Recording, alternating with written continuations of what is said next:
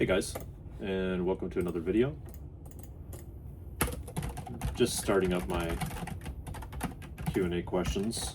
We had some people send in some questions throughout the week, and we'll try to get through some of them. We've picked out a few, and I'll see if I can give some insight on what's going on with the industry. Thank you and welcome back. If you like this video, feel free to smash the like button. All right, so we've got our first question here for the day. Is Sony making a big mistake going digital only? Right, so they probably are making a big like a rash decision going digital only. I don't think they've thought it through. I mentioned that before in the other video.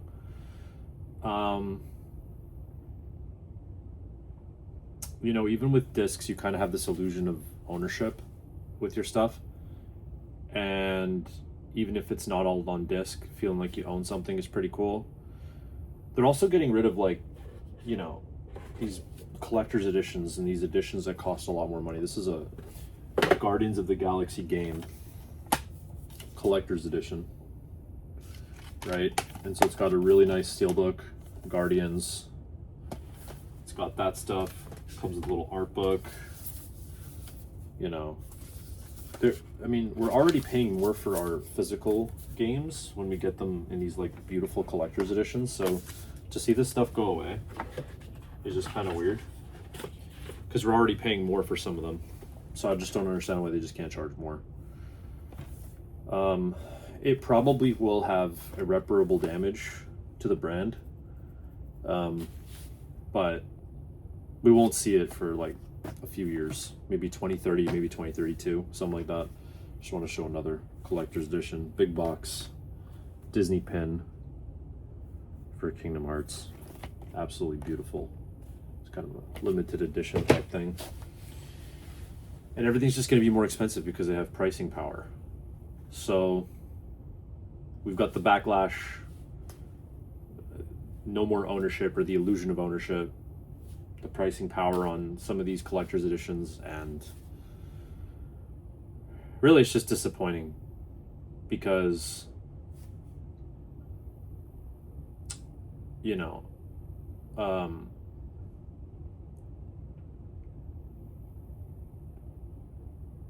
we could have a situation where there is a middle ground, and I don't think they're interested in it at all. But who knows, you know, they might come back to it and revisit it at a later time if the next system doesn't do well. Okay, so that's question one. Question two, what can Xbox and Nintendo do to capitalize on this right now? So it's a good question. So for Nintendo, what they want to do is they want to just remove Game Key Card and tell people that they have ownership of their games. And then with the Nintendo first party, they're kind of doing it right. So they don't really have to do a whole lot. They are basically in first place. They're selling tons of units. They're over 20 million already in the first year. Switch has only been out for a first year, and I think they have over 20 exclusives already. PlayStation 5 has 12 exclusives, full exclusives currently. So Nintendo's, and that's been out for 6 years. So Nintendo Switch 2 is doing phenomenal. So Nintendo doesn't really have to do much. They just have to keep in their lane, keep doing their thing. Microsoft has, you know, an interesting position. They can go the physical route, or they can stick digital, and no one's really going to be upset because the next Xbox will be a PC console hybrid. And so as a console hybrid, you would expect all the storefronts on PC to work on it. And if that's the case, you won't be upset that the discs don't work, because it's a PC first kind of disguised as an Xbox. So how do they capitalize? They offer a solution. Reportedly, there's a leak that says that Xbox One games are serialized, and if that is in fact true, it means you'll be able to pop the disc in. Once again, these discs are serialized, and it'll give you a digital copy of the game when you pop it into the disk drive. And that's pretty powerful because it forces you to have a reason to own the game still, because you can't trade it in. The only way that you lose the digital license is if you sell it and someone else reactivates the digital license through that serial code that the disc has. And so that at least is some sort of solution. So they can capitalize on that sort of sector of the market and that collectability where the discs will still work. So that's kind of interesting. And then they can also do something really, really powerful where they can remove the paywall to play online. And if they remove the paywall to play online, that'll be a big reason to get that console, even if that console is more expensive. So yeah, that's what they can do. Preserving physical. They can get aggressive with their Game Pass pricing and sort of take advantage of the bad PR that Sony's currently getting. It's a really good question. Thanks. Okay, number 3. Why is digital consoles so bad when Steam has been doing it for years and no one's upset at them? So I've heard this question a lot, and it's an interesting question because what people are forgetting about this question is that Steam operates on an open platform Windows, and what's on the open platform and the open marketplace, there are 8 to 9 different shops and storefronts. You have the Epic Game Stores, you have Amazon, you have Windows, you have GOG, you have Steam, and you have a bunch more. And so with all that competition inside of that Windows ecosystem, you basically have hyper competitive pricing. So that's why games on Steam end up being $2 to $3, because they absolutely can do that. And they have to do that because otherwise no one's going to buy the game. They're just going to move to the other storefronts. So they just want to have this really nice spot where you get a bunch of great deals. The other thing too is Valve is owned by Gabe Newell, and being a billionaire, it's interesting. His company's not public. So this is an interesting thing because his company's not public, meaning it's not publicly traded, he's not beholden to shareholders and trying to profit. His goal is not the dollar. His goal is best customer experience. The dollar comes later. And so Sony and Microsoft and Nintendo, typically now how they operate is dollar first, customer last. And when you do that, you really leave a bad taste in the mouth because people start noticing that it's all about profit, and you start to do things that are very anti-consumer. And so once again, Valve is prioritize the customer and we get the money later. So they're not worried about the money. They're not beholden to shareholders, and they don't have a group of, millionaires and billionaires that are constantly asking them, how are you going to increase profits next quarter? That's not what they're all about.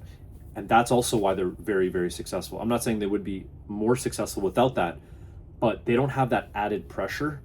And that added pressure can sometimes make you do really bad and big mistakes. And so this is kind of off the cuff here, but yeah, that's the short answer. PlayStation and Xbox and Nintendo are a closed platform. And so if you make it digital only, you're beholden to the platform holder for the pricing that they give you. And normally it's going to be bad. It's going to be high. We've already seen examples online in the States. For example, Metal Gear Delta was $70 USD on the PlayStation Store. On Amazon.com, same country, $24.99. So you absolutely do not want a platform holder to have the only storefront on your platform. And it's not profitable to have multiple platforms on your platform, especially on a console when you're trying to get all the royalties. So that's why having a digital console is bad, and why Valve and Steam get away with it. It's a very good question, though. I appreciate that question. What makes consoles special if they, number 4, what makes consoles special if they're basically just mid-range PCs? Well, I kind of touched upon this a little bit before, and I actually think that consoles are special because they have physical media and they operate in physical media, and they're that media hub. They're that center of the entertainment of your living room. So that is why they're special. The interesting thing is, when we were younger, games were so expensive. And so I think a lot of us, we were gamers first. And then as we get older, we have a little bit more money. And then we use the money to collect games. And so we start collecting them, but then, you know, life and time gets in the way. So we have less and less time to play the games. So we end up being more collectors than gamers. But being a collector, the product of that is that, you know, potentially you'll game on it. You'll play it eventually, right? They're removing the collecting part of the hobby. And so like when you remove the collecting part of the hobby, you're kind of destroying the hobby, because now I don't want to collect and I don't want to game. Collecting was the fun part, and then playing was the occasional byproduct of collecting. So I think that's what makes it special, because, you know, they're they're closed systems, but they operate and they just work. So that's one advantage than a PC, right? So when you pop in the disc, you don't have to worry if it's going to be compatible or not. You pretty much know that the game's going to work. You get the ability to collect it. You get to go to a store and talk about it. You get to ask the store clerk, hey, I love this game. What do you recommend if I love this game? And that's really cool.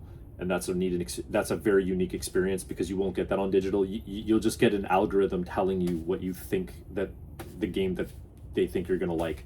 And so it's just really not the same. There's a hobby side to it, and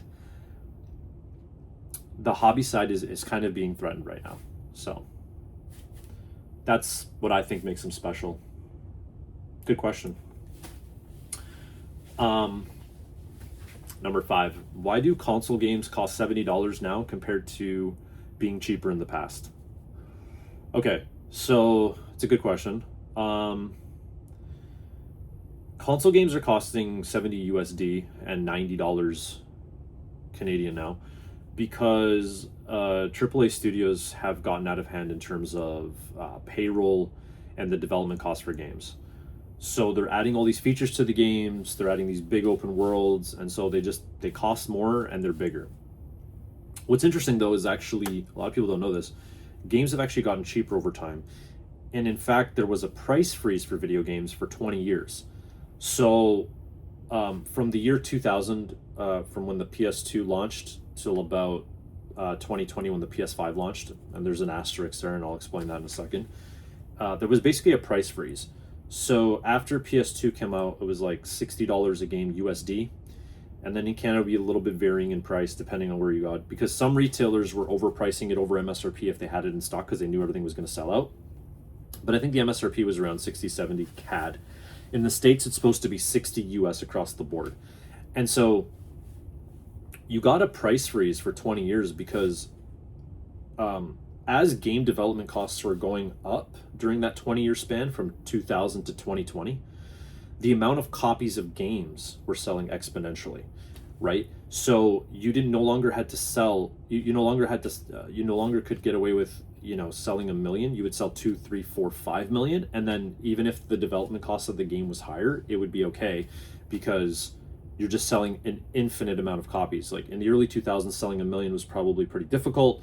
And then by the time mid 2000s, you know, 7 million, 8 million, 9 million. So that really helped push your cost down, and that let you kind of price freeze. And then you might say, if you live in Canada, that we got a price increase in 2015 from 59.99 Canadian to 79.99.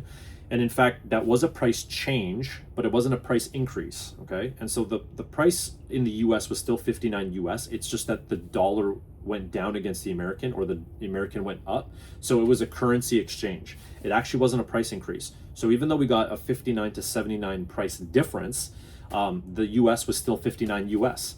So it's interesting, because a lot of things become, they get hit with inflation, and so the price goes up every year. But video games has actually been stagnant for 2 decades. And then the asterisk part that I was explaining earlier is that PS5 is weird when Sony launched it. So 89 CAD, 69 US, which is $10 more. 69 US converted is 93, so they just made a nice even number and ate the $3 for Canada, so 89.99. But then also, if the game was launched on PS4, PS5, sometimes they would match prices, or the PS4 version would be, so for example, Demon's Souls was PS5 only, so 89 CAD, 69 US. but a game like I think Horizon was $79.79, so $59.59, so no price increase because the game was a dual release both on PS4 and PS5. So we didn't see a price increase. And sometimes there was a $10 difference, but sometimes there wasn't. If the game was exclusive, Spider-Man 2, Demon Souls, I think even Astrobot, it was all 89. So 69 USD. So yeah, games not really that expensive. They used to be really expensive in the 80s. Okay, so pretty much concludes the question. If you guys have any questions, just feel free to send it in the comments or direct chat. Okay, and we'll see you on the next one.